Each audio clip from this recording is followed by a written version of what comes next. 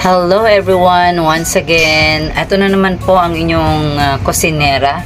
Paano ba kayo magluto ng spaghetti sauce? Ako, I have my own style of making my spaghetti sauce. Ito po ang aking mga ingredients.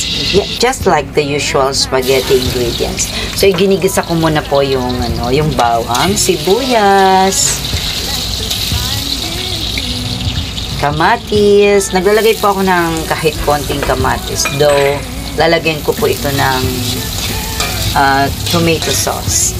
So, ayan na po ang sibuyas at bawang. Ginigisa ko and then followed by tomato. Ganyan po ako mag-gisa. So, ewan ko po sa inyo if how you prepare your spaghetti sauce. Basta ako po, next to kamatis is yung tomato sauce. Lahat ng tomato sauce, pagsasama-samahin ko na, siya po ang aking iginigisa. And then, tomato paste. After which, hayaan ko muna siyang medyo mahalo kong mabuti at medyo kumulo. Ayan, isusunod ko na po ang paglagay ng giniling na pork. O, diba? Hindi ko po siya ginigisa. Saka bawang at sibuyas. Instead, after ng tomato sauce, saka ko inilalagay ang pork or ground pork. By this time, hihinaan ko po ng bahagya ang apoy para hindi masunog. Dahil medyo naluluto-luto na yung ating ground pork. So, hayaan ko lang siya dyan for a few minutes hanggang sa tuluyan siyang maluto. Then, maglalagay ako ng konting hotdog. Pero minsan hindi po ako naglalagay ng hotdog.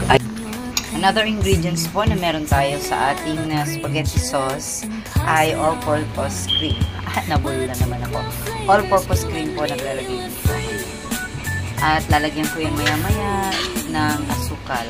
Brown sugar para matanggal yung konting asin na tomato sauce. Ayaw ko kasi ng ating mga anak ng maasim na spaghetti. Gusto nila, preferred nila yung matamis. Kaya naglagay po ay spaghetti sauce. Sometimes naman po ay malapot na gatas or condensed milk. Yan, luto na ang aking spaghetti sauce. Magtitimpla na tayo. I'm done! Nautusan ulit magluto. Yan. Patayin natin ang apoy.